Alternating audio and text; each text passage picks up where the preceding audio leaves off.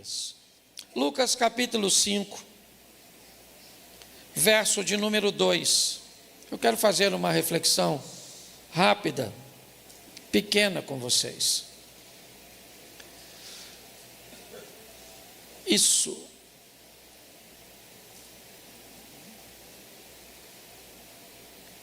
E viu estar 2 barcos junto à praia do lago. E os pescadores, havendo descido deles, estavam lavando as redes. Você pode ler, por favor, comigo? E viu?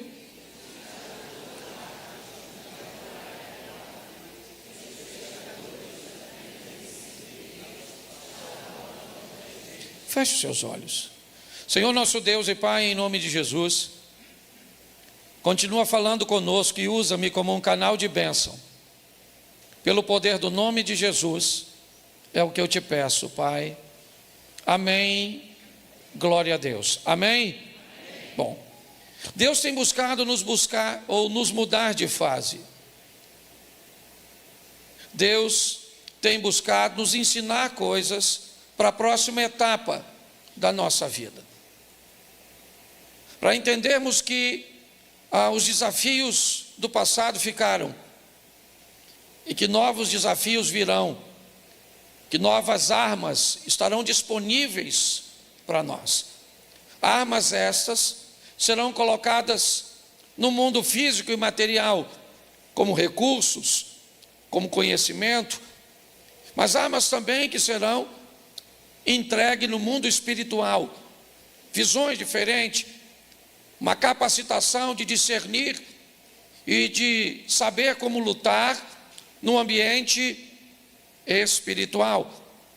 Deus tem buscado fazer isso conosco, tem nos dado lições que outrora não aconteciam, nos oferecido oportunidades, ok? Que, sem dúvida nenhuma, se não tivéssemos a experiência que temos hoje, nós aceitaríamos. A minha proposta hoje não é causar em você nenhuma falsa impressão de que você deve continuar lutando por aquilo que Deus não tem para você. Mas o meu propósito é mostrar com esse texto que as coisas pareciam ter terminado e elas não haviam terminado ainda. Hoje é muito desafiador pregar uma mensagem sem antes explicar isso aos ouvintes, porque muitas pessoas saem de casa com um modelo mental preparado para receber qualquer coisa que vier na sua direção de forma positiva. Então quer dizer que Deus está falando comigo, eu não devo desistir disso? E talvez você só entendeu assim, não pelo que ouviu, mas por uma programação que já está na sua mente. Então qualquer coisa que você ouça, certo? Pode simplesmente alimentar aquilo que você já está guardado ou guardando no seu coração. Assim como muitas vezes, joga isso fora, abra mão disso, e você corre o risco de jogar fora e de abrir mão de coisas que não precisaria abrir. Então, quando você vai ouvir uma mensagem, é muito importante você estar preparado para discerni-la dentro do seu contexto, porque senão, aquilo que deveria ser uma bênção para você, pode fazer você tomar decisões muito equivocadas, muito erradas. Esse é um texto que nos fala de um findar, uma situação onde as 3 informações que recebemos nesse versículo definem, certo, o que está acontecendo naqueles indivíduos que haviam estado no barco. O texto diz que o barco estava junto do lago, na praia, o que indica que ele não estava mais na água, ele está parado, ok? Então o barco não está mais navegando, ele não está mais na água, ele já foi puxado para fora do lago, ok? Então o barco está parado na praia. Os pescadores já não estão mais dentro dele. Os indivíduos que pescavam já não estão mais no barco. O barco está parado e os pescadores estão fora do barco. E o texto termina dizendo que eles estão debaixo de uma ação. Eles estão lavando as suas redes, o que indica que na cabeça deles não haverá mais pescaria naquele dia. As três informações definem que o dia terminou, que a missão terminou e que ela não foi um sucesso. Ela não foi suficiente para impedi-los de tentar de novo na próxima madrugada.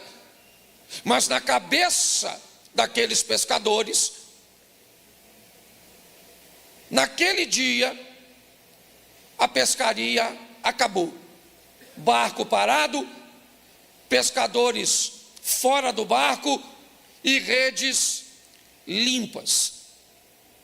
As informações nos ensinam ou nos indicam um momento de paralisação para o descanso. É isso que eles estão fazendo. Eles não interromperam sua vida de pescadores. Eles não perderam a fé de que iriam pescar ou que iriam conseguir novamente. Eles estão simplesmente numa pausa. Não pegamos nada, puxamos o barco, descemos dele e lavamos as redes. Vamos para casa, vamos descansar, porque nós vamos pescar de novo.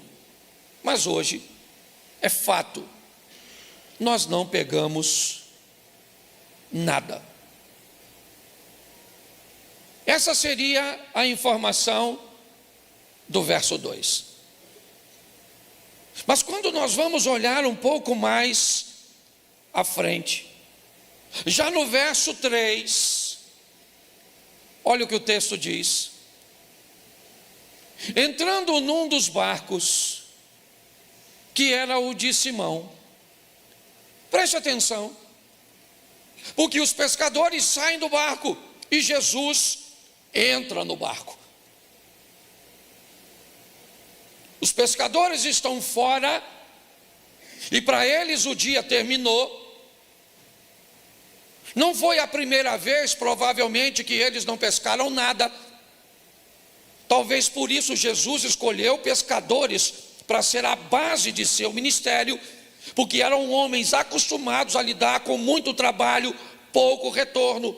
Eram capazes de lidar com familiaridade com fracasso momentâneo, mas que eram homens capazes de sobreviver a um dia mau e entender que se o dia mau não foi mau o suficiente para destruir você, amanhã você terá uma nova oportunidade de viver. Eu não sei o que aconteceu com você, eu não sei o que você viveu. Pode ter sido muito ruim, pode ter sido muito forte, pode ter sido muito prejudicial, pode ter sido muito doloroso, mas eu venho te dizer algo: se não foi forte, doloroso e fatal, suporte, porque aquele que há de vir virá e não tardará. Deus continua onde sempre esteve, no controle de todas as coisas. Mas é fato que para eles, pelo menos, o dia terminou. O verso 3 diz que Jesus entra no barco. Ele entra no barco e pede a Pedro, o barco era de Simão, que o afaste o barco um pouquinho da praia, pois ele quer usar o barco como um púlpito Jesus quer ensinar do barco a multidão. Tá bom? Redes limpas, provavelmente dentro do barco. Um barco que não era tão grande assim, senão não seria puxado para a terra, tá certo? Para que puxasse o barco de forma que ele saísse, ok? Indica que era um barco pequeno. Jesus entra no barco e pede que o barco volte para a água. Pedro então, certo? Obedece. Ele não está entendendo muito bem o que está acontecendo, mas ele obedece. O barco vai para a água. Mas agora, o verso seguinte, ele vai ser meio estranho. Quando Jesus acaba de falar, ele diz a Simão: faze-te ao mar alto e lançai as vossas redes para pescar. Olhe só. Jesus diz para Pedro: saia da beirada, vamos para o fundo e coloque novamente suas redes dentro d'água. Coloque novamente as suas redes dentro da água. Nós vamos pescar agora. Para Pedro, isso já tinha terminado. Para Pedro não fazia sentido colocar novamente suas redes dentro d'água. Para Pedro, tá bom, eu não peguei nada e está tranquilo, eu não peguei nada, mas a minha frustração não foi tão grande, eu vou sair para pescar de novo. Mas eu tive o desconforto de ter que lavar minhas redes. Se eu colocar minha rede dentro d'água de novo nesse horário, eu não vou pegar nada e ainda vou sujar minhas redes de novo. O que Pedro está tentando entender, ele ainda não falou nesse texto. Mas o que é que aquele homem que caminha na areia, que vem seguido por uma multidão, está querendo fazer? O que será que aquele homem, Pedro não sabe quem ele é nessa narrativa, certo? Ela marca o primeiro encontro de Jesus com Pedro, no modelo descrito por Lucas. Então ele não faz a mínima ideia do que está acontecendo, até porque o final termina com Jesus fazendo o convite: abandone o barco e venha comigo e eu vou te fazer pescadores de homens. O que indica que para Pedro, tudo isso que está acontecendo aqui é muito novo. O que ele é Pedro. O que ele é um pescador. O que ele é alguém habilitado a lidar com frustração, com problemas, com crises, com noites desafiadoras, com resultados que não conduzem a lugar nenhum. O que ele tem são braços doloridos. Joga a rede, puxa a rede. Joga a rede, puxa a rede. Vamos lá, Pedro. Onde pescamos semana passada? Onde? Um pescador habilidoso, ele é capaz de posicionar seu barco num ambiente cujo qual você sequer saberia onde era. Ele é capaz de abandonar suas redes em alto mar e depois voltar e pegar suas redes num ambiente que para mim e para você não haveria referência nenhuma. Todo lugar é o mesmo. Pedro sabia que se não havia pegado nada na madrugada, não era aquele horário que ele iria pegar. Mas o que Jesus está dizendo para mim e para você nessa passagem, talvez não para Pedro naquele momento, você tentou tudo, com toda a sua habilidade, com toda a expertise, com todo o seu conhecimento, com toda a sua força, com todo o seu ânimo, e isso foi muito legal, mas tinha uma diferença: eu não estava no seu barco. Você fez tudo isso e eu não estava lá, mas agora eu entrei no barco. Então, se eu entrei no barco, o seu dia não vai terminar desse jeito. Se eu entrei no seu barco, a sua história não vai terminar assim, porque a partir de agora eu estou com você nesse ambiente. Olha só. Jesus disse a Pedro: vamos lá, pega o barco, leva para o alto mar e lança a sua rede para pescar. Então ele vai desabafar, obviamente, e vai dizer o que ele está pensando.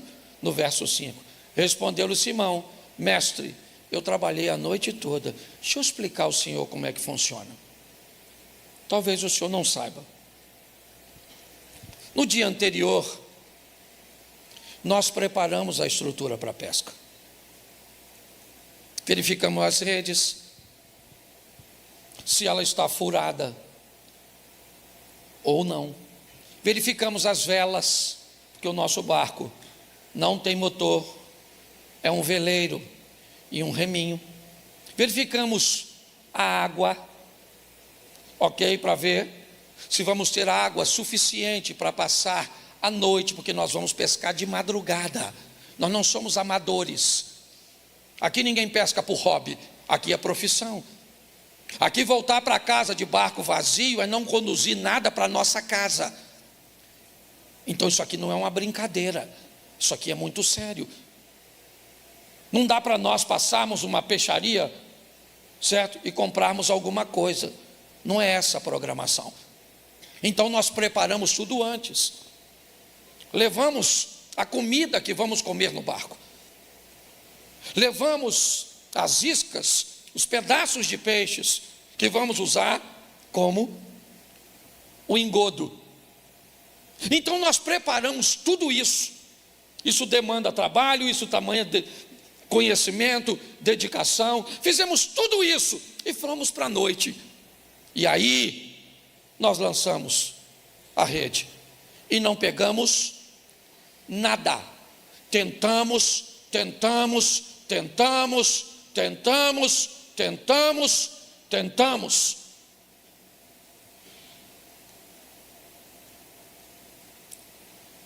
mas lá no horizonte,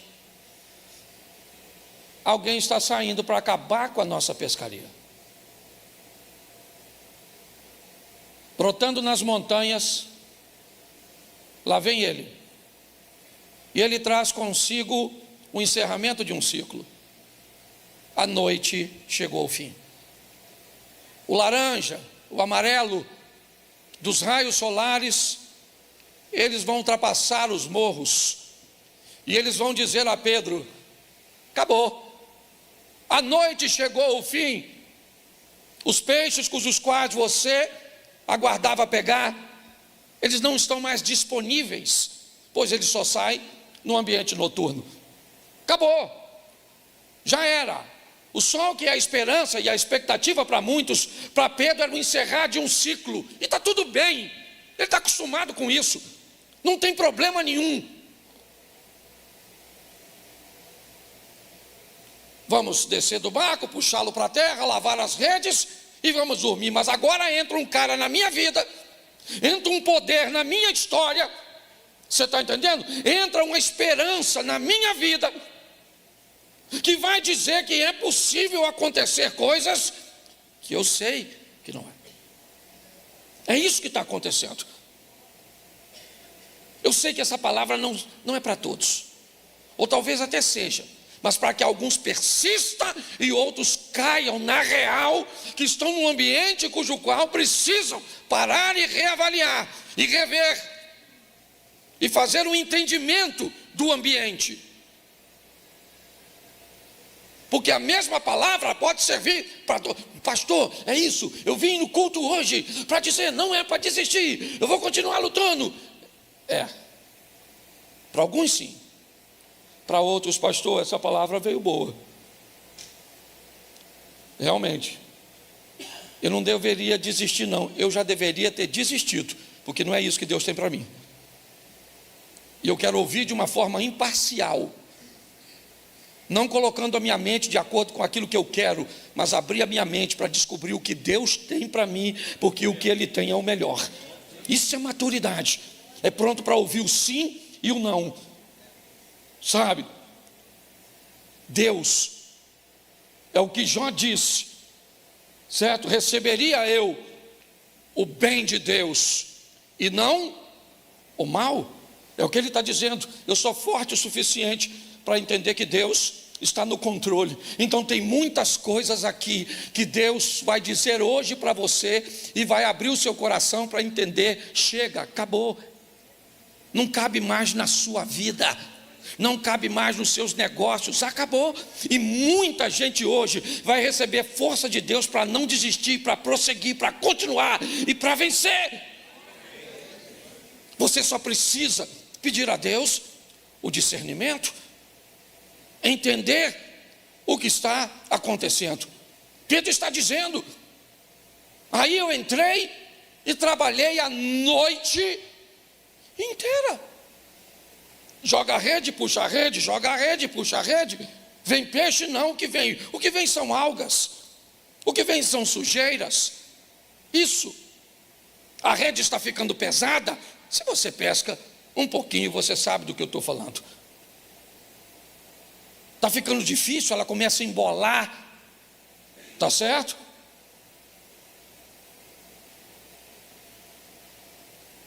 Mas Jesus disse para ele, faz ao mar alto e lançai as vossas redes. Ele diz, eu trabalhei à noite e eu nada, porém, contudo, todavia, eu sou capaz de jogar a minha rede onde o Senhor mandar. Presta atenção, porque aqui tem mais obediência do que fé. Pedro não acha que ali tem peixe. Aliás, não era para ter, Cláudio.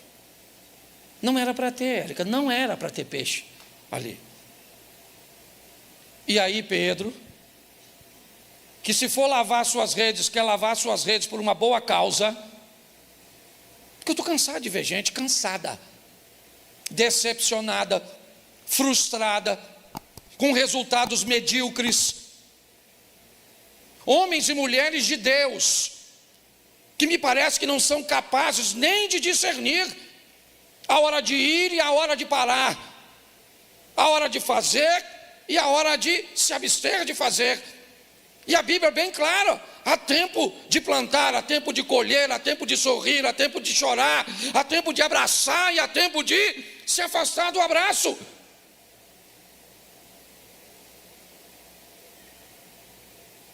Olhamos para essa situação e o que vemos? Resultados ruins, de alguém que vai tentar de novo, porque eu sei que você vai tentar, mas eu não posso liderar sem um entendimento das pessoas com resultados tão pequenos, com uma incapacidade de discernir as coisas. Pedro disse, eu jogo, mas eu só jogo debaixo da tua palavra. Onde é para eu jogar? Eu jogo a minha rede. Tá bom, eu vou jogar, mas o Senhor é que diz onde eu jogo. Verso 6. Fazendo assim, assim como? Jesus disse para ele onde jogar e ele jogou, pronto. Não há manifestação da fé de Pedro, sabe? É como a serpente do Moisés, lá naquele madeiro. Ninguém precisava de fé para ser curado, bastava olhar para a serpente. Foi mordido pela serpente, o efeito do veneno está aqui. Olhe para a serpente de cobre. Quem olhar para a serpente de cobre fica curado. Quem olhar e tiver fé, quem orar e fazer uma oração, quem orar e der uma oferta. Não, bastava olhar, era obediência, certo? O dia de Pedro ainda não tinha terminado, não precisava terminar daquele jeito. Era a última pescaria do cara. Pensa, parei de pescar porque não peguei nada. Boa desculpa. A última vez que eu pesquei foi uma pescaria frustrada, decepcionante. Não, Jesus não vai deixar o passado de Pedro terminar desse jeito. Vai ser a melhor pescaria da sua vida. Vai ser uma pescaria cuja qual você vai testemunhar. Certo, eu pesquei peguei peixe na hora que ninguém pega. Peguei uma quantidade improvável. Fazendo assim, colheram uma grande quantidade de peixes, rompiam-se a rede. Pedro está puxando. Alguém já pescou de rede no mar? Já? Isso. Assim que você bota a mão e começa a puxar, ok? O peso começa a ser diferente. E se você tem sensibilidade na mão, você é capaz de sentir, tanto na rede como no anzol, certo? Que já tem um peixe visitando a sua isca, certo, irmão? Ok? Ou preso na rede. O texto diz que há uma grande quantidade de peixe. Note que até o primeiro momento é apenas o barco de Pedro. Entrou no barco que era de Simão e disse: certo, afasta um pouquinho porque eu vou pescar do seu barco. Vou pregar do seu barco. Terminou de pregar, Pedro, agora vamos ao mar alto. Lança suas redes, só jogo onde o Senhor mandar, porque para mim a pescaria de hoje já havia terminado. E Jesus disse: não terminou nada. Se eu não disse que não é o fim, é porque não é o fim. A última palavra é a minha. Eu não sei por quem você luta. E vou falar uma coisa para você. Provavelmente, se você luta por cônjuge, se você luta por filho, eu vou te dar uma coisa: a probabilidade de uma palavra dessa mandar você desistir é praticamente zero. Mesmo que seu marido seja um traste, mesmo que seu filho seja uma benção. Eu ia falar outra coisa. Segurei. Certo? Mas é verdade. Agora também você tem que entender, quando Deus diz não, e diz não para gente muito mais influente do que nós. Quer ver? Profeta Samuel, capítulo 17, 16, não lembro. O texto começa dizendo, né? Então disse o Senhor a Samuel: até quando você terá dó de Saul, tendo eu o rejeitado, para que não reine sobre Israel?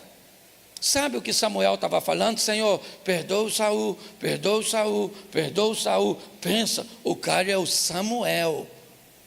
Tu sabe quem foi o tal do Samuca? Juiz, sacerdote e profeta, só não foi rei. O cara era o cara. E Deus falou para ele: N-A-O-T-U,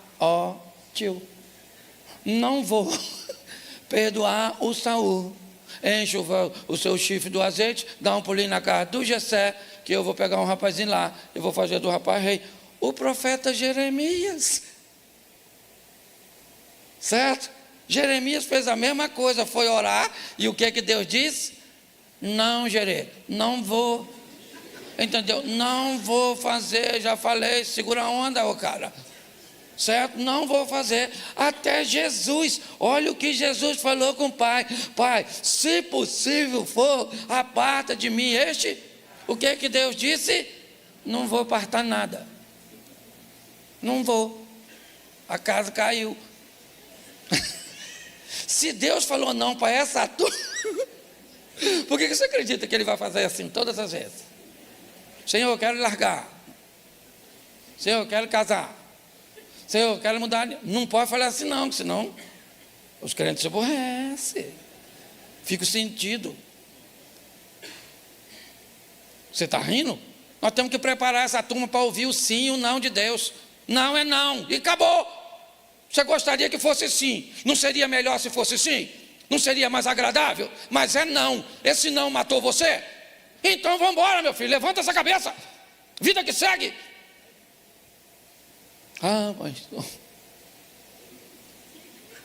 se é assim eu não quero continuar. Então morre.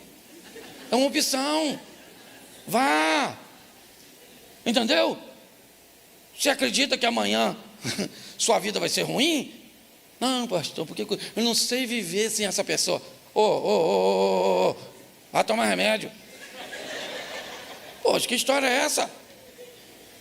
Tenha maturidade. O barco agora está cheio de... Sim ou não? Isso. Eu imagino, eu não sei com quem Pedro estava, eu sei que o barco era do Pedro com André, porque o outro barco era do Tiago com João, e eles trabalhavam tudo para o cara lá da cooperativa, o pai o Zé Bedeu, o Zé Mané, é ele, o Zé, você está entendendo? O Zé. Olha só, eu não sei quem está, eu sei que está ruim de segurar. Aí o verso de número 7, coloca aí. O pessoal lê a Bíblia. E fizeram sinal aos companheiros que estavam no outro barco, porque tinha tanto peixe. E olha só, certo? O outro barco, para que eles fossem ajudar, encheram ambos os barcos de tal maneira que quase ia afundar. Vamos imaginar que estão os quatro no barco de cá. O Pedro e o irmão, o Andrezinho. No outro barco, o Tiago e os filhos do trovão. A turma brava. Certo? Estão lá. Pensa. Vamos embora que a gente vai terminar. Termina no 11. E vendo isso, vendo o quê? Vendo o quê? O que ele viu? E vendo isso, me ajuda aí, o que ele viu? O barco, numa hora improvável. Quando Pedro olhou,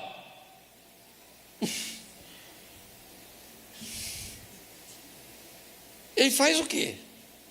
Carpinteiro. Se o cara pesca assim, mexendo com madeira, nem é a profissão dele. Se o cara já é bom na pescaria desse jeito, numa profissão que nem é dele. Quando Pedro olhou para aquela situação, uma situação que para ele, profissional, já tinha chegado e Jesus entrou e pronto. Meu irmão, eu não quero causar em você nenhuma expectativa falsa.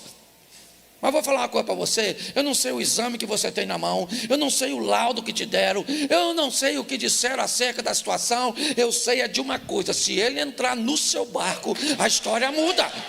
Você está entendendo? Se ele entrar no seu barco, as coisas vão acontecer e as pessoas não vão entender nem você. O barco chegou, enche o barco. Apesar do texto dizer que encheram, provavelmente um barco encostou do lado do outro e os dois vão puxar a rede, até ela está tão pesada que a água está querendo entrar, sim ou não? E agora, o Pedro tem de dia aquilo que não conseguiu, à noite, por que causa? Porque Jesus estava no barco. O barco é a minha vida, o barco é a sua vida, e uma coisa é você sem ele, outra coisa é você com ele. Olha só,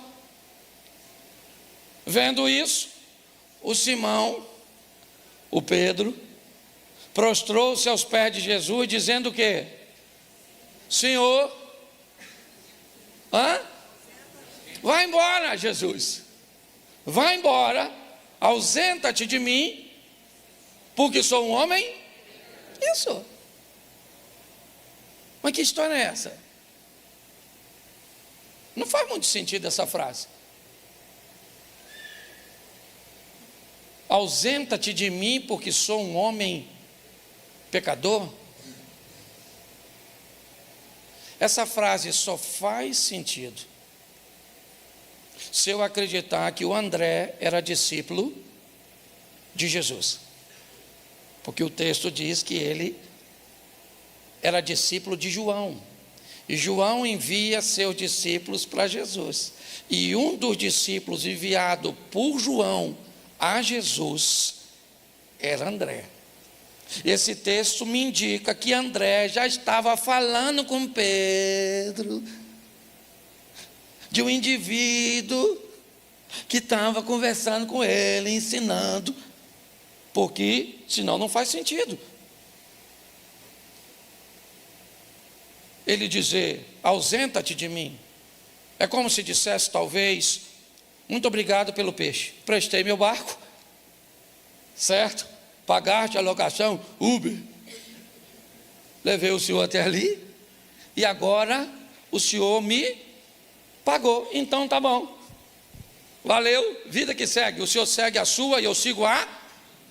Verso 9, pois o espanto se apoderara dele e de todos os que com ele estavam, por causa de quê? Da pesca de peixe que haviam feito, porque para eles não dava mais tempo, e Jesus mostrou que dava. Verso 10, de igual modo também, agora sim, de Tiago e João, os filhos de Zebedeu, que eram companheiros de Simão. Disse Jesus a Simão: não temas, de agora em diante serás pescador de homens. É como se Pedro achasse que Jesus entrou no barco dele para viver com ele um momento, e Jesus tivesse um plano de viver com Pedro uma história. Pedro, sua pescaria ficou para trás. Eu vim aqui para levar você para uma nova fase da sua vida. Eu vou fazer de você pescador de homens. Eu entrei no seu barco e pesquei com você. Agora você entra no meu e pesca comigo. Verso 11, levantando os barcos para a terra, deixaram tudo e o seguiram. O peixe agora não faz mais sentido. O resultado agora não é mais importante. O peixe fica para trás. Se o texto fala de Pedro, Tiago e João, porque André não aparece no texto, talvez Zebedeu tenha ficado com a pesca e com os peixes. Mas Pedro vai levar Jesus. Logo à frente, Pedro leva Jesus para sua casa. É lá que Jesus vai morar. Pedro vai viver com Jesus coisas que ninguém viveu, nem mesmo João. Pedro anda sobre as águas, Jesus mora na casa dele, Jesus o permite estar na transfiguração, Jesus permite a Pedro a ver a ressurreição da filha de Jairo, certo? Pedro vai ser o único a defender Jesus no momento da prisão, cortando e tentando, certo, defender Jesus da prisão. Porque Pedro nunca mais acreditou que não dava mais tempo. Para Pedro, ao lado de Jesus, para ele, tudo sempre poderia ser possível, sempre poderia ser viável. Pedro, você paga imposto com o seu mestre? Pagamos. Mestre, o pessoal está perguntando se nós pagamos imposto. Então, Pedro, pega um anzol, vai ali e pega um peixe, abre a boca do peixe, tira uma moeda, não precisa nem vender o peixe, pode devolver, se quiser, e vai lá e paga o meu imposto e o seu. Para ele, tudo era possível. Por isso ele disse: eu quero andar sobre as águas. Por isso ele disse: Senhor, dá para a gente fazer uma cabaninha aqui, para nós ficarmos também nesse ambiente? Nós adoramos e servimos a um Deus que, se quiser fazer, faz. É só isso. Ah, pastor, será que ele vai fazer na minha vida? Eu não sei. Tem alguns profetas que são capazes de saber o que Deus vai fazer na vida do outro.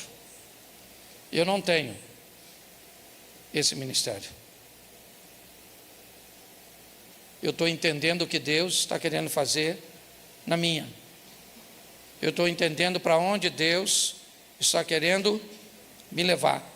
Eu estou buscando entender o que Ele está dizendo e como Ele está conduzindo.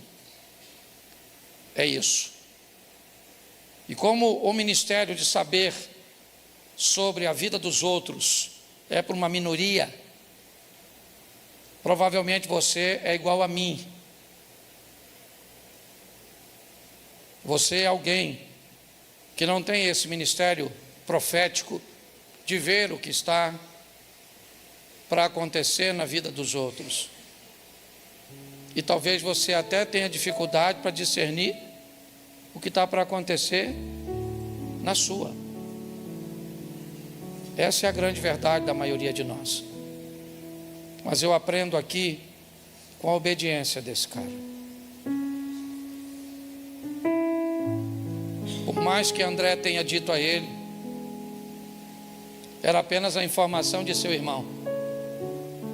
Aliás, mediante a um ambiente onde Jesus nem tinha feito tantos milagres assim. Mas se você descobrir a direção, não recue, avance.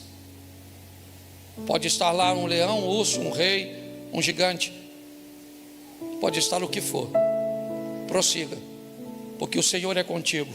E se Deus é por nós, quem será contra nós? Mas se Deus disser para você, não vá, não vai. Independente do que você tenha como armamento à sua frente, porque numa brincadeira dessa, Josafá quase perdeu sua vida. Aprenda a discernir o que Deus está dizendo durante os cultos. Aprenda a discernir o que é uma palavra de motivação, um ambiente onde as pessoas querem apenas jogar você para cima, até para te ajudar, porque talvez você esteja para baixo, mas com falsas promessas, com perspectivas errôneas, e aí começa a fazer com que você nutra expectativas de promessas que Deus te fez, onde na verdade Ele nunca fez. Nós precisamos entender isso.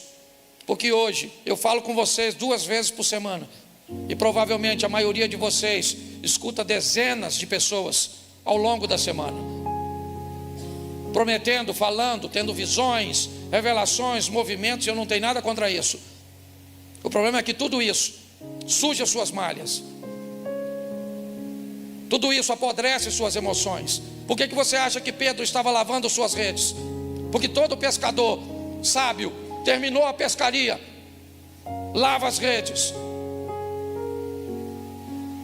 Porque a rede molhada, cheia de algas, de papéis, de sujeira, guarde ela assim, e é só uma questão de tempo até ela estar apodrecida e cheia de buracos, e aí você não pega mais nada. Tudo que você pega escapa, tudo que começa não termina. Todas as vezes que você pega na rede, ela tem peso, ela tem movimento, mas quando você puxa, não tem nada, porque tudo escapou no percurso, no caminho. Chega de vivermos isso. Deus está nos chamando para um novo tempo. Deus está nos chamando para um novo momento na nossa vida. Um momento onde a manifestação dele será firme, forte, constante. Não seremos levados por ventos, pés sobre a rocha, certo? Pode vir o vento, pode vir os rios, mas eu sei que o meu Redentor vive e ele vai se levantar a nosso favor.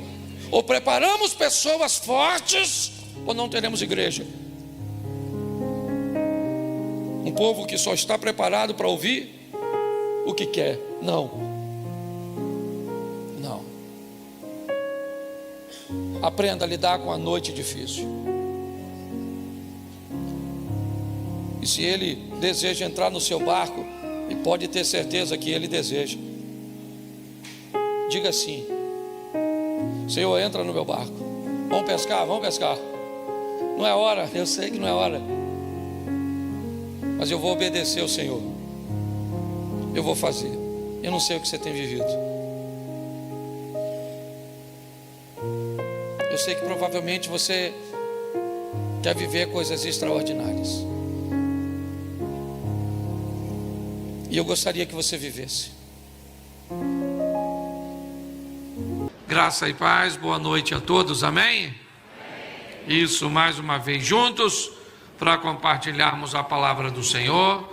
Hoje tenho o privilégio, de ter minha esposa me acompanhando ali. O pastor já apresentou. Glória a Deus por isso. Bom, quem aqui está namorando aí, levante a mão. A turma do namoro. Isso, glória. Tem noivo aí? Tá vendo? Oh, que legal. Isso, tem a turma aí que está fechado para balanço. Isso, legal também. Vocês têm direito. Não pode ficar fechado muito tempo, senão a fila anda, certo? Bom, hoje, gente, eu quero conversar com vocês sobre relacionamento. Foi o assunto que eu mais falei ao longo aí dos últimos anos.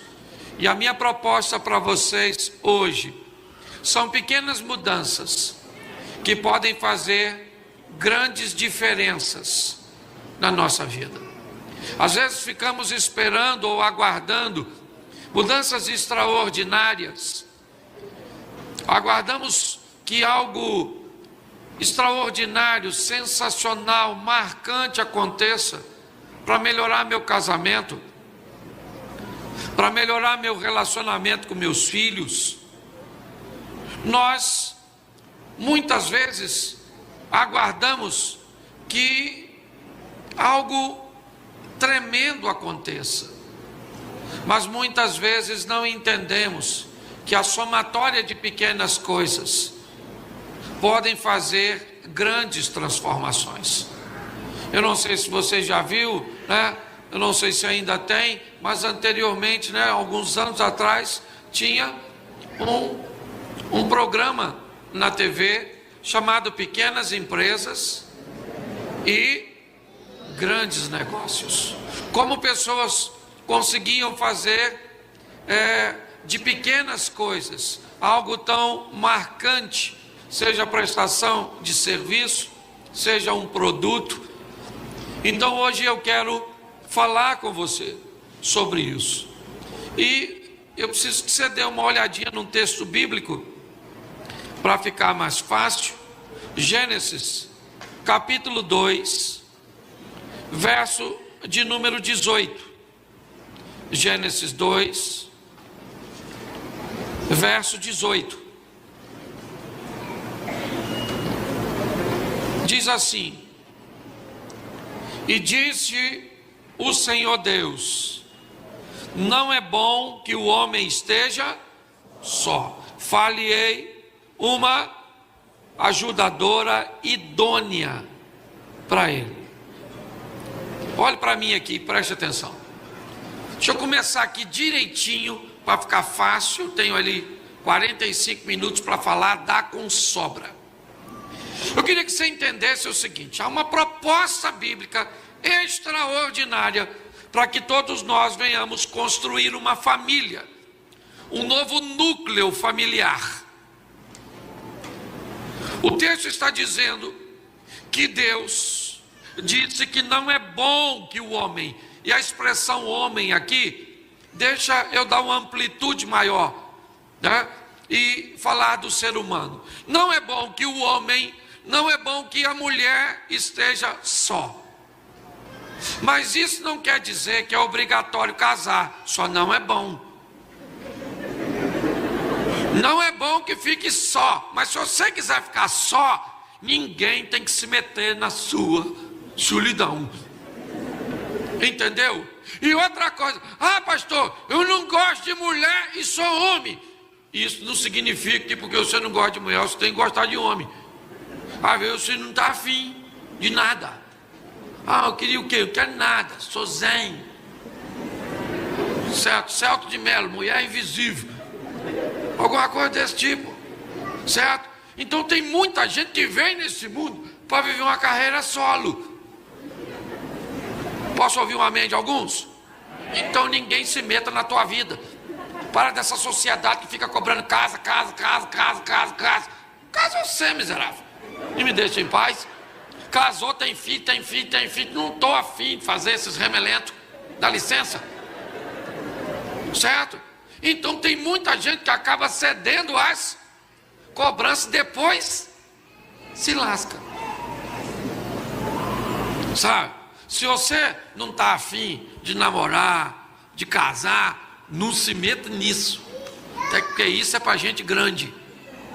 Entendeu? Você quer ver como é que o negócio funciona? Presta atenção. Solteiro, levanta a mão. Glória a Deus, pode baixar a mão. Casado, levanta a mão. Olha só. Olha que beleza. Porque eles se lascaram, quer lascar vocês também.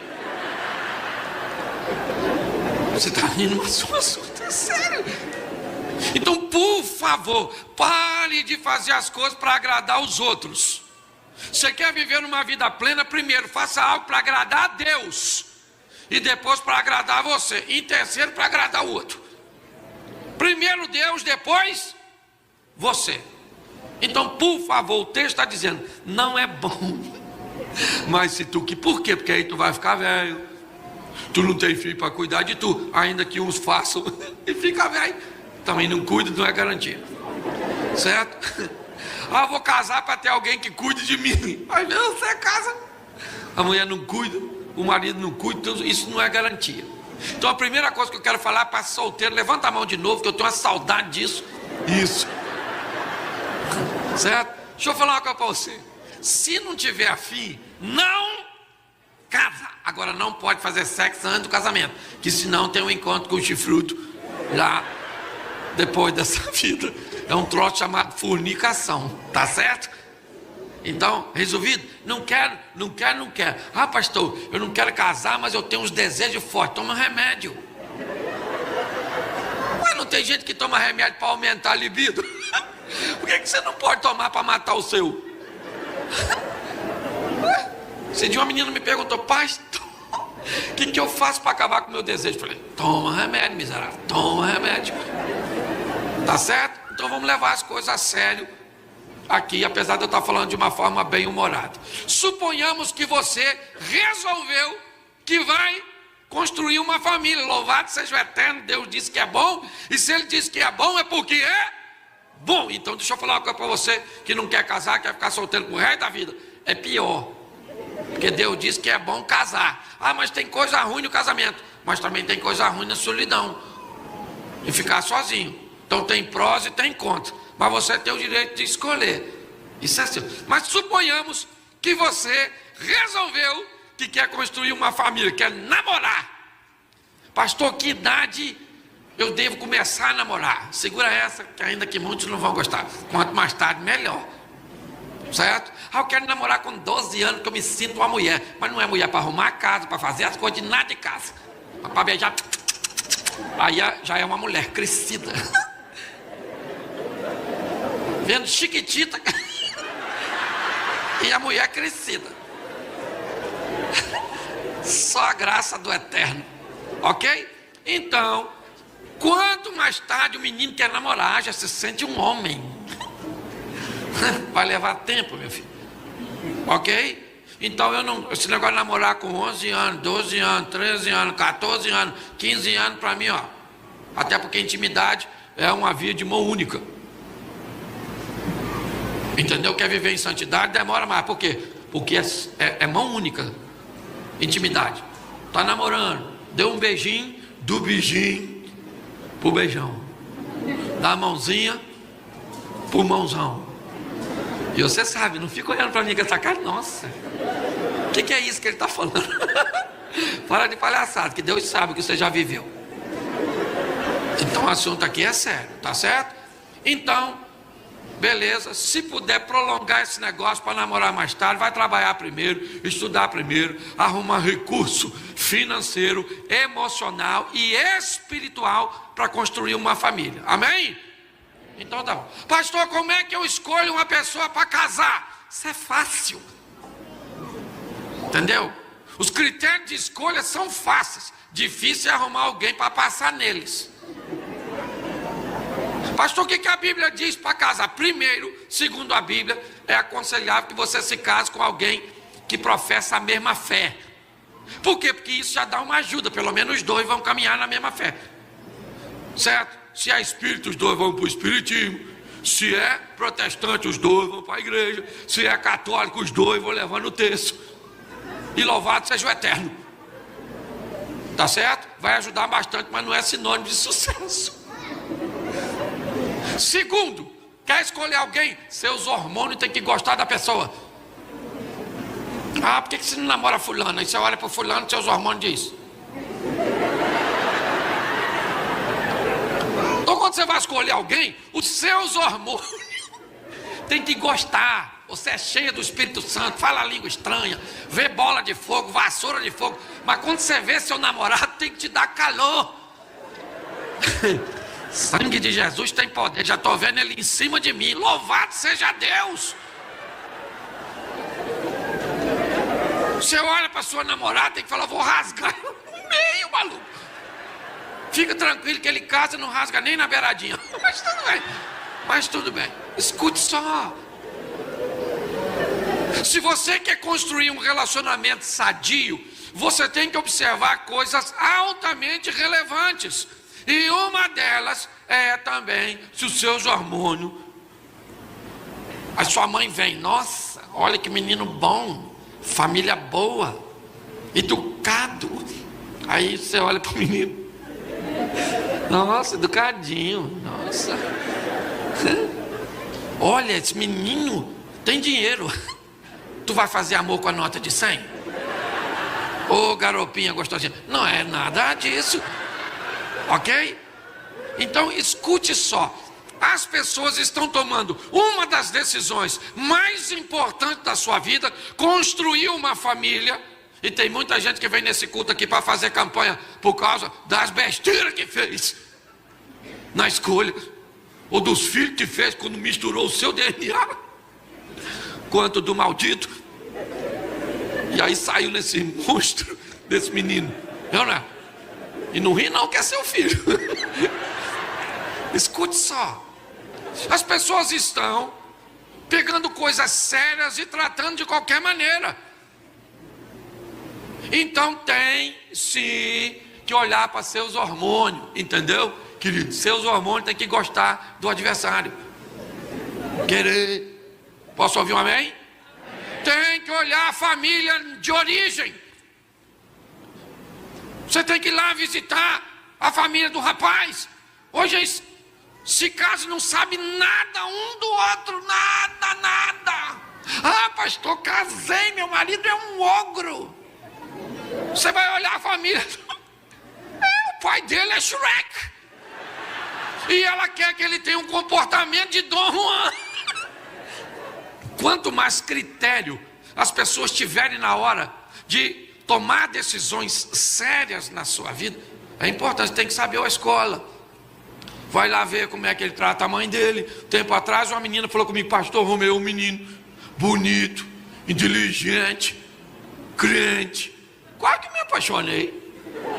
Eu falei: esse menino está solteiro. Ela falou: pastor, só estou assim com a dúvida. Eu falei: o quê? Ele é nervoso, pastor. Ele bate na mãe dele. O que o senhor acha, que eu devo casar com ele? Eu falei: claro. Aí ela falou assim: o senhor acha que é de Deus? Eu falei: se é de Deus eu não sei, mas essa senhora precisa parar de apanhar para ele bater em você que está novinha. Aí ela falou assim: o senhor acha que ele vai bater em mim? Eu falei: querido, um garoto que bate na mãe. Aí ela falou assim: não quero ele mais não, pastor. Falei: lamento muito pela mãe dele, que vai continuar apanhando. Não, na verdade, botei a véia numa fria.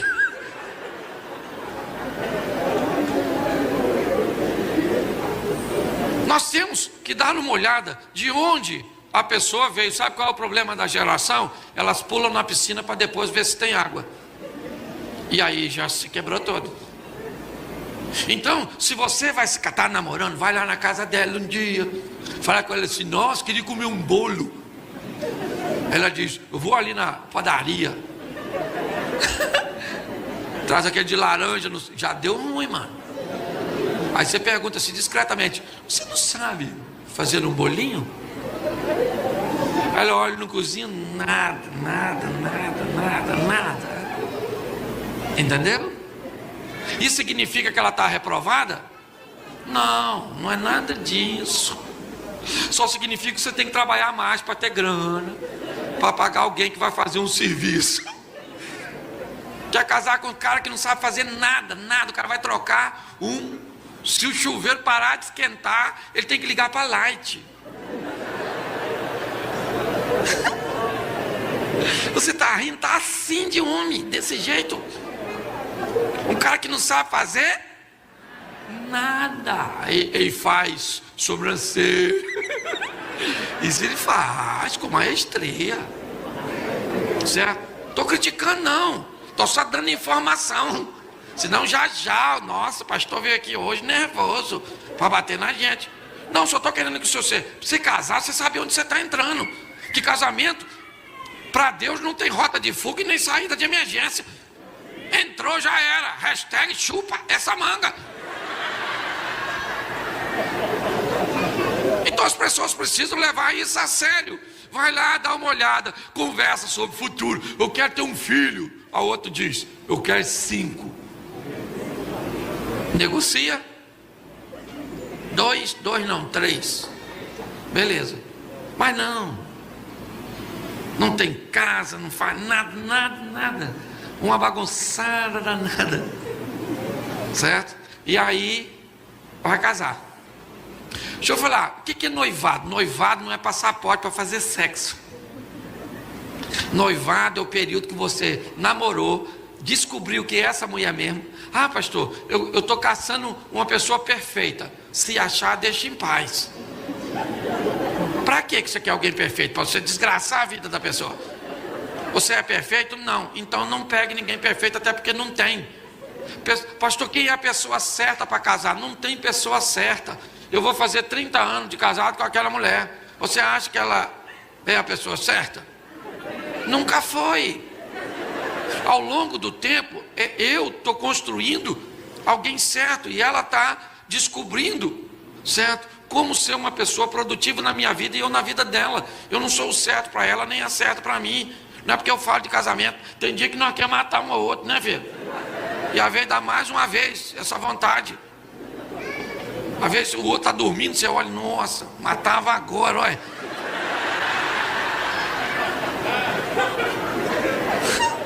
Então para com essa palhaçada de querer um casamento perfeito, sabe? Para com isso é uma ilusão.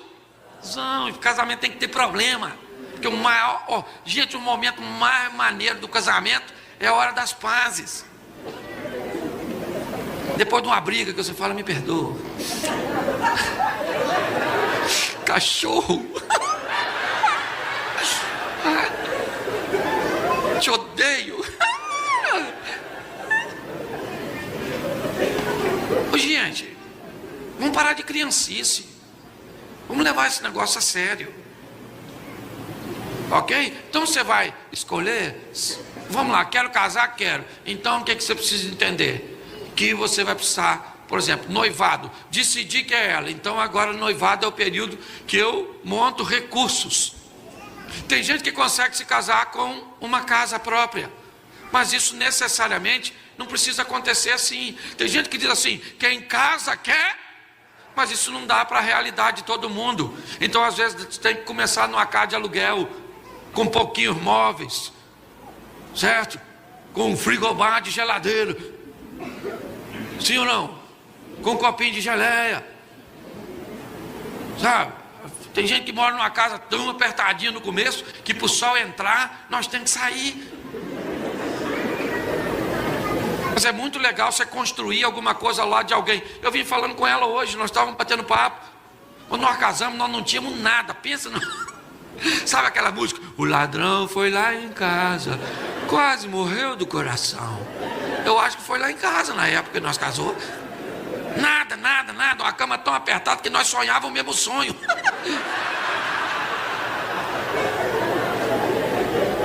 Mas ao longo do tempo nós construímos. Hoje você olha para mim, o Cláudio tem um ministério no Brasil, é alguém reconhecido. Mas se você notar, 50% das histórias que eu conto tem a participação dela, porque eu não sou nada no meu ministério sem ela. Até porque, gente, falar aqui é mole, mas eu posso ser uma fraude. Vim aqui falar muito bem e tratar aquela mulher muito mal. Pare e pense nisso. Então tudo que eu tenho, tudo que eu sou, metade é daquela mulher que muitos de vocês nunca viram abrir a boca. Mas é a minha dona. Dá licença. Dá licença, meu amor, eu te amo com todas as minhas forças.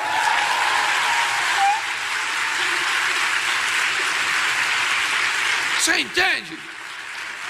Então, vai querer casar? Então eu preciso explicar a você o que é isso. Aí você precisa entender um pouco do que é homem e o que é mulher. E aí é que o bicho pega. Que é muito diferente, muito diferente, muito diferente. Seu marido quer comer alguma coisa, ele diz assim: domingo eu quero comer uma feijoada. Vamos fazer um churrasco? Quero comer um peixe. Sua mulher fala assim: nossa, queria comer um negócio diferente, assim, negócio gostoso, assim. Se o cara não for maduro, tenta adivinhar, se lasca. Quer comer o quê, filho? Hambúrguer, hambúrguer, hambúrguer. Já tô uma jamanta, ainda vou comer hambúrguer. Você quer o quê? O chocolate? Quer que meu rosto fique em frangalho? Quer comer o quê? Veneno? Preste atenção, a dificuldade. Isso é maneiro. 3 homens estão num shopping, certo? Um quer ir no banheiro, às vezes numa praça de alimentação. O que é que o cara fala? Dá licença aí, gente, que eu vou dar um pulinho no banheiro ali. Já volto já já. Sim ou não? Tem 3 mulheres, uma quer ir no banheiro, o que ela faz? Vão ali no banheiro. Aí a outra fala assim: espera aí, vão no banheiro. Ela... vontade coletiva. E o pior, chega lá no ambiente, uma senta para fazer, as outras 2 conversam com a outra que está fazendo. Pensa tu, homem, sentado no vaso. E aí, mano, beleza? Isso aqui tá maneiro.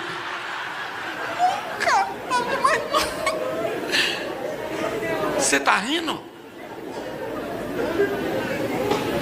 Quando nós olhamos para que um homem e uma mulher vivam junto, inevitavelmente nós vamos ter que respeitar as diferenças. E essas diferenças é porque o tempo não dá para eu de mencionar tudo aqui. Mas nós temos os horários que aprendemos na casa, os costumes que aprendemos em casa, as nossas preferências, as nossas maneiras de fazer as coisas, que quando se contrapõem com a maneira do outro fazer a coisa, a mesma coisa que eu descobri, aquilo que é feito no mesmo horário, que, gente, solteiro, como é que você, levanta a mão, solteiro, isso, aqui, como é que você dorme? Você dorme como você quer, porque você é solteira. Você dorme pelado, vestido, com cabeça para lá, para cá, ventilador, luz acesa, apagada, porque você é solteira. Casa, filha, casa. E um troço tão simples que é dormir. Um quer aceso, outro quer apagado, um tem calor no pé, outro na cabeça, um quer agarradinho, outro quer espaçado. Dorme. E também tem acordar. Um acorda cedo demais, faz barulho, bate as coisas, acende a luz. Aí o outro diz: acabou com o meu dia. Você está rindo de quem? Eu só quero que você adapte isso. Gente, é muito legal, mas tem que ter muita maturidade para se casar. Hoje as pessoas estão levando isso de qualquer maneira. Eu caso, se não der certo, eu já vou chegar nesse ponto já. Então você vai casar? Vou casar. Você só precisa entender uma coisa: antes de você casar, as coisas são suas. Depois que você casa, você sai da primeira pessoa do singular e vai para a primeira pessoa do plural. Agora eu não sou mais eu, somos nós. Antes eu digo eu compro, agora eu digo eu posso comprar. Antes eu dizia eu vou, agora eu digo posso ir. E numa melhor da possibilidade, vamos. Certo? Porque se a gente não examinar também a casa um do outro, a família do outro vira a antessala do inferno. Eu já falei isso aqui diversas vezes. Por quê? Porque tem família aglutinada, família dispersiva, família de lobo, família de hiena. A família, por exemplo, se eu só usar esse exemplo, família dos aglutinados, é a família do tudo junto. Pensa, domingo, a comida na casa de um só e vai chegando é gente de van, que as crianças correndo, bagunceira, o povo não leva nada para ajudar na comida, só a fome. Vai chegando, vai amontoando as coisas, quebra tudo. Parece que o Katrina passou na tua casa. Maneiro. Desse tipo de família viaja para casa de praia, 50 pessoas numa casa de 2 quartos. Come no mesmo prato, bebe no mesmo copo, enxuga com a mesma toalha, sabor com o mesmo sabonete, pendia com a mesma escova, escova o dente. Feliz da vida. Vão no banheiro, deixa aquele cheiro. Ainda abre a porta que é para o coletivo respirar, para acabar mais rápido. E é todo mundo feliz, gente. Não tem nada de errado nisso. Para de botar defeito nessa família. Só que não é a única. Tem a família oposta, que é de quê? Do dispersivo. Quem que é dispersivo? Aquele povo que não gosta de gente. Entendeu? Parente de eremita. Seu ancestral é abominável, o homem das neves. Aquela pessoa que não quer visita, não visita ninguém, não quer conversa. Odeio conversar. Ai, gente. Tem algo de errado com esse povo? Sim ou não? Não, o problema é que o miserável do dispersivo casa com glutinado. Domingo de manhã, o dispersivo acorda pensando: hoje eu vou aproveitar a minha solidão. Quando de repente alguém abre a porta e entra, porque parente de glutinado não bate. Eles igual fantasma, eles aparecem do nada, em bando, parece que estão assim, fazendo migração. Sabe? Chega todo mundo, aí o dispersivo quando vê aquilo, sabe o que ele faz? Esconde. num quarto, se fecha. Aí o cônjuge tem que mentir. Nossa, ele não dormiu nada essa noite. Está com a dor de cabeça, até mentira, ele não gosta de tu.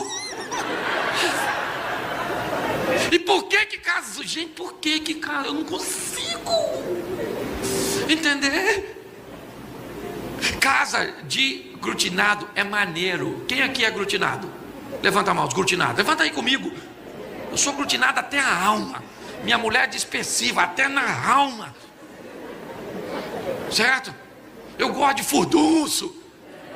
Casa de aglutinado, nós come e fala ao mesmo tempo. Criança se mete na conversa de adulto. Comida está servida, a criança está passando, o nariz está escorrendo, nós vamos no nariz dela. Quer uma coxinha? Você sabe que eu não estou mentindo. Mas eu quero dizer que isso, para um dispersivo, é a morte. O dispersivo fala, isso é uma porcilga. E essa véia é a porca chefe. Nunca mais eu volto aqui. Você está entendendo que as pessoas, elas não têm problema, elas criam. E depois vem perguntar para mim, pastor, o que eu fiz da minha vida? Casou. Você entende? Você vai na casa de um dispersivo, gente, cara dispersivo, parece assim que uma bomba atômica caiu, matou todo mundo, um silêncio sepulcral. A mesa pequena, 2, 3 cadeiras no máximo. Sabe o que tem em cima dela? 2 torradas, um potinho de geleia light, um bolinho pequenininho com água fervendo e 2 sachês de chá de camomila que eles vão tomar, comer e jantou. Um glutinado. Cada glutinado é muita comida.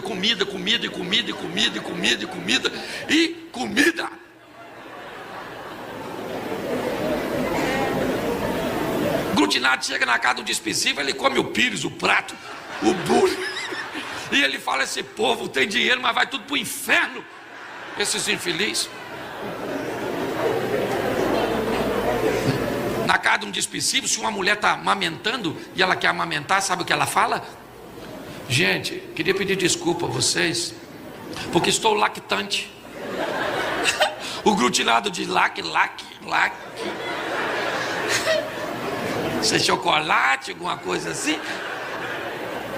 Dá licença que eu vou me ausentar para dar de mamar ao meu bebê.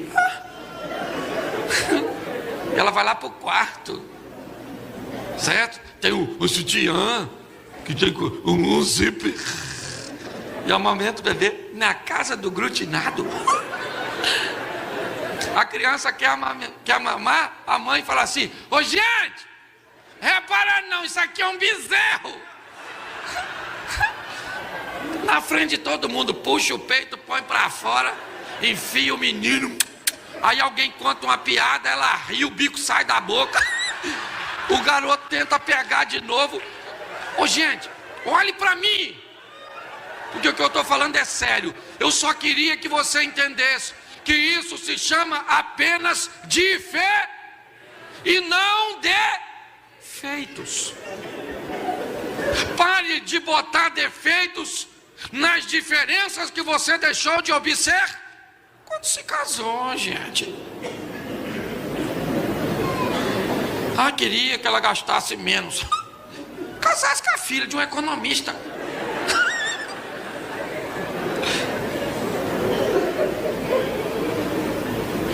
As pessoas têm dificuldades de olhar de uma forma mais plena, mais ampla. Note que eu só estou falando de coisa ruim. Quase 45 minutos. E você está se divertindo. Só das desgraças que eu estou falando. Então, sabe o que eu descobri ao longo da minha caminhada? Que pessoas não estão casadas com a pessoa errada. Elas estão agindo de forma errada ao lado da pessoa certa. Você não precisa trocar de cônjuge, você precisa trocar de postura. Mas aí nós temos um problema, a tal da miopia, a dificuldade de ver defeito nosso.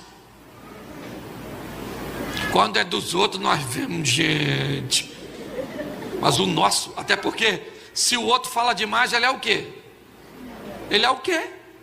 Fofó, linguarudo, mexeriqueiro, se mete na vida dos outros. Se você falar demais, o que que você é?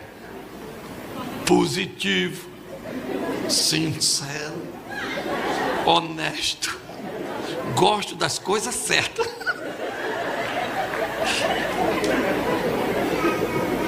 Esse dia uma moça falou comigo, minha sogra é uma cobra. Eu falei, uma véia, cobra mesmo.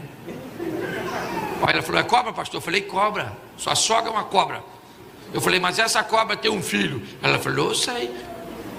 Eu falei, e esse filho tem uma mulher. E o filho de cobra é o quê? Ela falou, cobra? Eu falei, e cobra casa com o quê? Ela falou, aí não. Aí não, bicho. Eu falei, não, cobra casa com a princesa. Isso aí é conto de fada. Então às vezes você está jogando contra seu próprio time. Essa é a grande verdade, sabe? Aí começa o desleixo, aí começam as agressões verbais, a falta de admiração, as colocações pejorativas. Aí sabe o que faz? Divorcia. E sabe o que faz? Coloca a culpa do divórcio todo no cônjuge, no outro. E sabe o que faz? Casa de novo. E sabe o que faz? Lasca a vida de outro. Porque as pessoas se divorciam sem cuidar de fatores que elas contribuíram para que aquele relacionamento terminasse. E deixa eu falar uma coisa para vocês aqui. Casamento é tão sério que, segundo a Bíblia, é para uma vez só. Até que a morte o separe. Deixa eu falar uma coisa para você, perspectiva de vida nossa aumentou. Vai demorar, solteiro. Falei para você, 30 anos, eu e ela. Vê se morri. Vê se ela morreu. Nada, saúde irritante.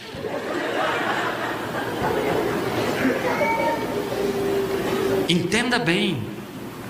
Aí nós vamos vir para a igreja, vamos louvar e bendizer o Senhor e vamos voltar para casa, onde ficamos a maior parte do tempo, um ambiente inóspito, agressivo, de incompreensão, de distanciamento. Nós estamos na igreja, vamos até para o céu, e eu não estou dizendo que não vai não, você vai até para o céu quando morrer, mas sua vida aqui vai ser um inferno, porque não aprendeu a lidar com as diferenças das pessoas, não aprendeu a pegar aquilo que é bom de cada um, porque todo mundo tem. Se você não consegue enxergar nada de bom nos outros, isso significa apenas que você não tem nada de bom, porque todo mundo tem alguma coisa para contribuir. E nós, como igreja, trabalhamos para que a sua vida melhore na sua casa.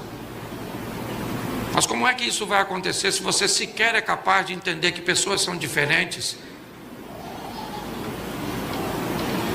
Você não é capaz de entender que, por exemplo, um relacionamento sadio, ele é feito de razão e de felicidade. O que é isso, pastor? Razão é aquilo que eu defendo para dizer quem eu sou, que eu estou vivo. O que é felicidade? Felicidade é aquele momento que eu não estou nem aí para se há razão ou não. Eu quero ser feliz. Tem gente que opta por ser feliz o tempo inteiro num relacionamento. Faz isso não, porque já já você descobre que você deixou de viver, que você não tem mais querer, que ninguém pergunta mais a você se vai, se não vai, se quer ou se não quer. Nego diz onde vai, coloca você dentro e vambora. Isso é uma vida horrorosa. Mas se você quer ter razão sempre, você é um chato que vai terminar sozinho. Porque um relacionamento sadio, ele é feito entre razão, é o balanceamento, razão e felicidade. Tem dia que eu quero ter razão e eu brigo pela minha razão, mas tem dia que ela quer a razão dela, e aí ela tem direito, porque se eu quiser razão todo dia, eu anulo ela.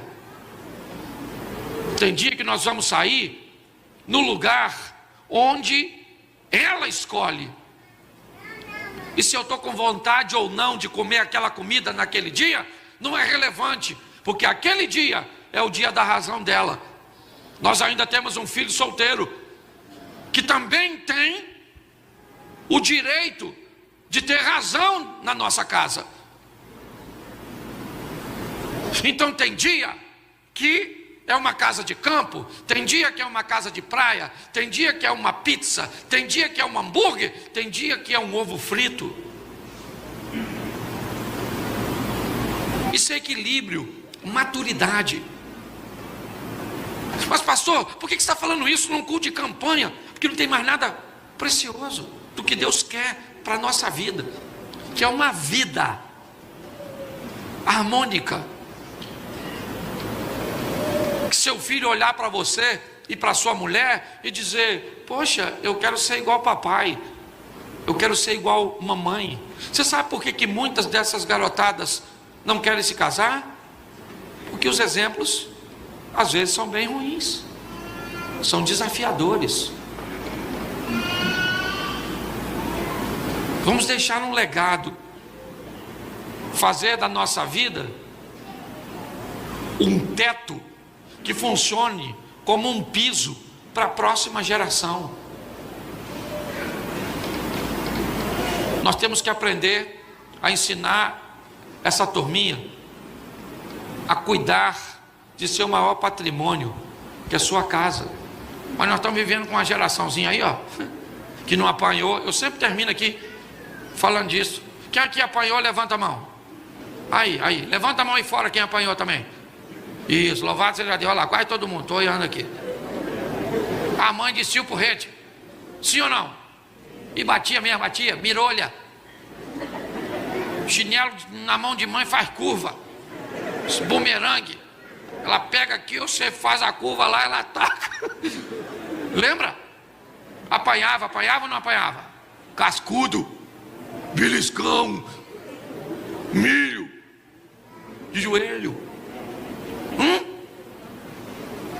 Quem aqui tem mais de 40 anos e olhava e viu o pai contar uma mentira e falou assim: mentira do senhor, papai? Levanta a mão. Aí, só uns 3 que provavelmente usa prótese. Eu tô brincando, viu? Que na nossa, era ou não era? Faz o que eu falo, mando, e não faz o que eu não. Fuma, menino. Fuma que eu te arrebento. Essa geração, pequenininho, tem resposta para tudo. Parece que você já tem curso de direito na barriga. Esse dia eu fui perguntar ao meu netinho. Meu filho falou assim: pai, ele deu uma mordida nas costas da garotinha. Meu neto tem 2 anos, lá na classe. Falei: Miguel, você mordeu a garotinha.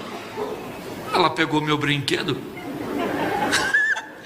Falei: menino, já está se defendendo dessa idade. Deixa eu falar uma coisa para vocês, gente. Sabe por que nós demos certo? Porque nós não tínhamos quase nada e apanhamos com força. Eu não sei se faltou comida na sua casa, mas surra.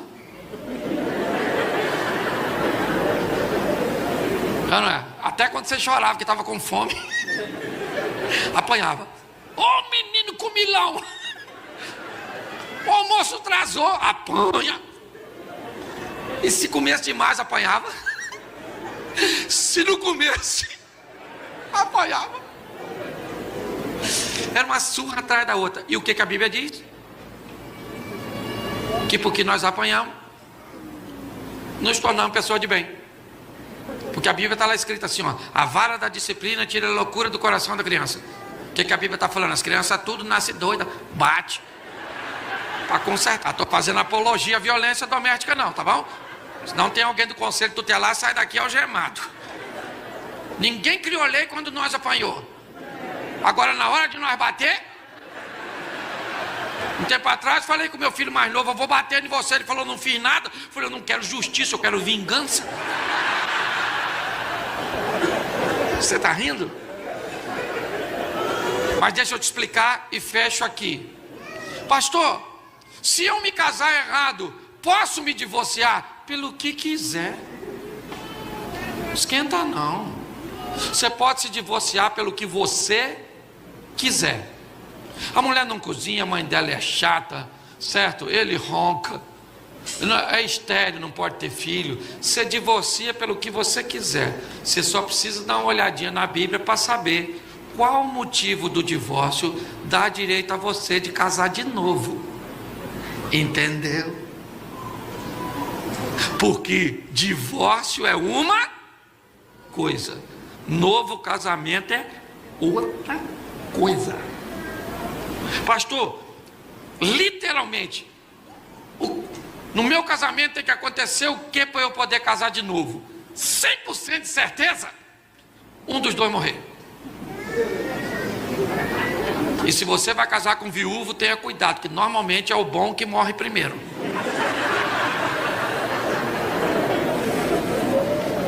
Porque Deus dá uma chance para o mal se recuperar. Pastor, e se adulterar? Bom, se adulterar também tem uma rotinha de fuga. A minha pergunta é: será que o traído não foi motivação para que o traidor brotasse? E aí eu pergunto, se uma mulher deixa um homem, usando um exemplo rápido aqui, se uma mulher deixa um homem 6 meses sem sexo e ele adultera, você acha que ela foi instrumento? Não justifica, ok? Mas você acha que ela contribuiu para que ele adulterasse, sim ou não? Sim ou não? Ok, então você só cuidado. Então por isso eu quero desanimar você, nos dois sentidos. Eu quero desanimar você a casar antes da hora, a ficar atendendo esses apelos que eu falei aqui no começo. Eu quero desanimar você a divorciar. Esse marido é ruim, mas é seu. Essa mulher é o cão chupando manga. E você é o quê? Marido do cão que chupa manga. Pronto, já dei um título para tu. Fica de pé porque eu estou em cima da hora, eu tinha tanta coisa para falar, mas a gente está acertando. Dia 21 eu estou de volta, então vou continuar a mensagem de hoje. Posso ouvir um amém? Amém. Então fecha seus olhos, pode fechar que ninguém vai pegar nada seu. E aos solteiros, caminhe para a vossa liberdade. E aos casados, pegou perpétua. Feche seus olhos, feche seus olhos. Eu quero orar, agradecer a Deus. Pai, muito obrigado por essa noite, e nos dê a consciência de que casamento é coisa séria, é bom, mas não é obrigatório. E quem deseja entrar, que saiba onde está entrando, porque é um projeto do Senhor que não é brincadeira. Quero abençoar cada família, cada lar, esses meninos e meninas, essas moças, esses rapazes, esses homens e essas mulheres que hoje estão sós. Abençoa os seus filhos, dê a eles forças vindas dos céus, para viver uma vida de santidade, e para se casar sim, se esse for seu projeto. Mas se não for, não é para viver uma vida promíscua, mas para andar na tua presença. Abençoa todos os casados, e quero declarar nessa noite, que eles são casados para sempre, para a honra e glória do teu nome. Quero abençoar cada família, todos os lares, pelo poder do nome de Jesus. Você pode aplaudir o Senhor, pastorzão?